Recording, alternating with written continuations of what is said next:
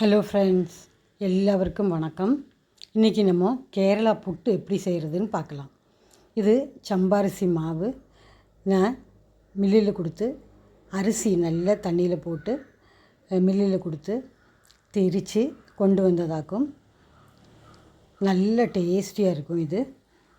இது கூட கொஞ்சம் உப்பும் போட்டு நான் மிக்ஸ் பண்ணியிருக்கேன். இவ்வளோ உப்பு தான் எடுக்கணும். அவ்வளோ உப்பு போட்டாக்கும் இந்த மாவு நம்ம கை வச்சாக்கும் நல்லா மிக்ஸ் பண்ணி எடுக்கணும்.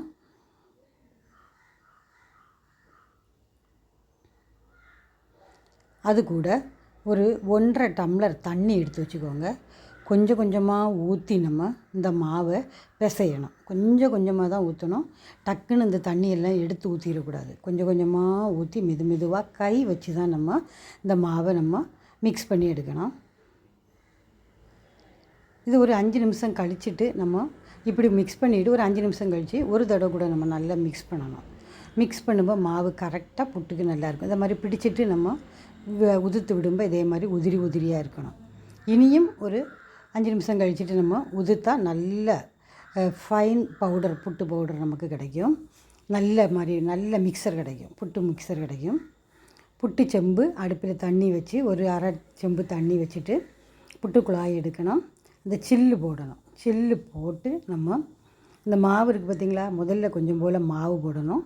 பிறகு கொஞ்சம் போல் தேங்காய் போடணும்.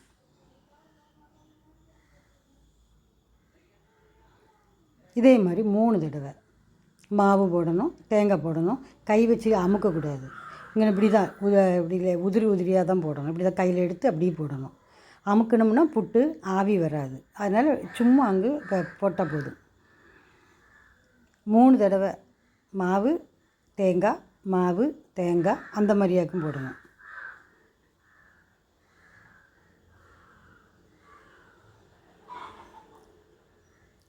அமுக்கிடக்கூடாது.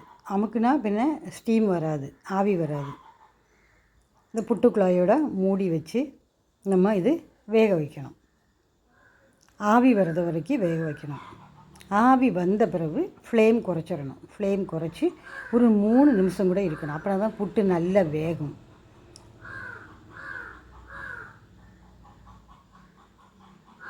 ஆவி வந்துட்டு ஒரு 3 நிமிஷம் கழித்து நம்ம புட்டு இனி எடுத்துடலாம்.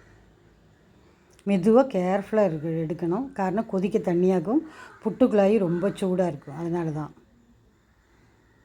ஒரு பிளேட் எடுத்து இந்த புட்டை நம்ம மெதுவாக அந்த பிளேட்டில் நம்ம ஒரு கரண்டியோட பின் சைடு அது வச்சாக்க நம்ம இந்த புட்டை மெதுவாக தள்ளணும்.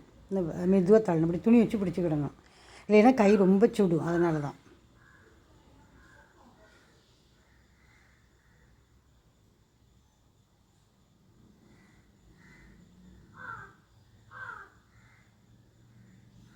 புட்டு நம்ம எடுத்தாச்சு. நல்லா கேர்ஃபுல்லாக நம்ம அதை பிடிச்சி செய்யணும். இல்லைன்னா கை சுட்டுரும். அல்லாத வேறு பிரச்சனை ஒன்றும் கிடையாது, கை சுடும், அவ்வளோதான். அதனால் கேர்ஃபுல்லாக இருக்கணும். அதான் புட்டு பார்த்திங்களா, நம்ம புட்டு ரெடி ஆகிட்டு அப்புறம் இந்த சில்லு எடுத்து நம்ம மாற்றிட்டு அடுத்தது புட்டுக்கு நம்ம மாவு போட்டு நம்ம அடுப்பில் வச்சு நம்ம வேக வைக்கணும். நல்ல டேஸ்டான புட்டு ரெடி ஆகிட்டு. இது கூட கடலைக்கறி நம்ம வச்சு சாப்பிட்லாம். இது புட்டும் பழமும் பயறு வாக்கு இன்றைக்கி எடுத்திருக்கேன். அப்பளம் இருந்தால் அப்பளம் கூட சேர்த்து சாப்பிட்லாம். ரொம்ப நல்ல டேஸ்ட்டாக இருக்கும். ஜீனி போட்டு சாப்பிட்லாம். இது கூட தேங்காய் போட்டிருக்கோம். இனி வேணால் தேங்காயும் கூட போட்டு நம்ம சாப்பிட்லாம். ரொம்ப டேஸ்ட்டாக இருக்கும். இனி நமக்கு இனிப்பு புட்டு எப்படி செய்கிறதுன்னு பார்க்கலாம். நம்ம அவிச்சு வச்சுருக்க புட்டு பார்த்திங்களா, அதை இதே மாதிரி உதிரியாக நம்ம எடுத்துக்கிடணும். இதே மாதிரி எடுத்துக்கிடணும்.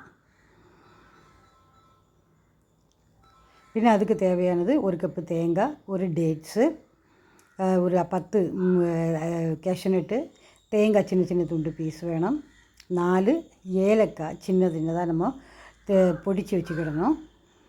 ஒரு 2 ஸ்பூன் சர்க்கரை பானி எடுத்து வச்சுக்கிடணும். 1 ஸ்பூன் நெய் வேணும்.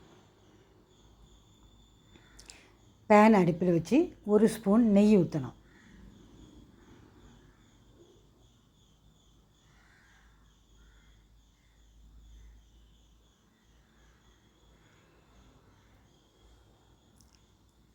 நெய் சூடான பிறகு நம்ம தேங்காய் துண்டு துண்டாக வெட்டி வச்சுருக்கோம் பார்த்தீங்களா, அது போட்டு அதை ஒரு ப்ரௌன் கலர் வரது வரைக்கும் நம்ம வறுத்தெடுக்கணும்.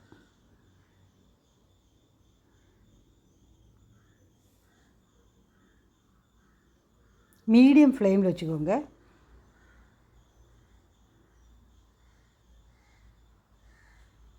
அதுக்கு பிறகு கேஷ்யூ நட் போடணும். தேங்காய் வறுத்து வந்த பிறகு கேஷ்யூ நட் போடணும். கேஷ்யூ நட் நல்லா ப்ரௌன் கலரில் ஆகிட்டு, இனி புட்டு போட்டு நல்லா மிக்ஸ் பண்ணணும். இதை நல்லா மிக்ஸ் பண்ணுங்கள். அது பிறகு சர்க்கரை போடணும். சர்க்கரை பானி நான் இங்கே 1 ஸ்பூன் தான் போட்டிருக்கேன். உங்களுக்கு எவ்வளோ இனிப்பு வேணுமோ அவ்வளோ போட்டுக்கோங்க. எவ்வளோ இனிப்பு போடுறீங்களோ அவ்வளோ நல்லா டேஸ்ட்டாக இருக்கும். எங்களுக்கு கொஞ்சம் போதும். நல்லா இதை மிக்ஸ் பண்ணணும். அதுக்கு பிறகு தேங்காயும் டேட்ஸும் நம்ம வச்சுருக்கோம் பார்த்தீங்களா, அது கூட போடணும். அது கூட போட்டு நல்லா மிக்ஸ் பண்ணணும். தேன் இருந்தால் தேன் ஊற்றலாம், ஆனால் தேன் கடைசியில் தான் ஊற்றணும். தேன் ஊற்றுதீங்கன்னா இறக்கி வச்சுட்டு அதுக்கு பிறகு ஊற்றினா போதும். ரொம்ப டேஸ்ட்டாக இருக்கும், ஹெல்த்தியும் ஆகும். இது நீங்கள் சர்க்கரைக்கு பதிலாக ஒயிட் சுகரும் உங்களுக்கு சேர்க்கலாம். இது ரொம்ப டேஸ்டியாக இருக்கும். இந்த வீடியோ இஷ்டப்பட்டால் லைக் பண்ணுங்கள், ஷேர் பண்ணுங்கள், சப்ஸ்கிரைப் பண்ணுங்கள். சப்ஸ்கிரைப் பண்ண எல்லாருக்கும் ரொம்ப நன்றி. இதே மாதிரி உங்கள் வீட்லேயும் செஞ்சு பாருங்கள். தேங்க்ஸ் ஃபார் வாட்சிங்.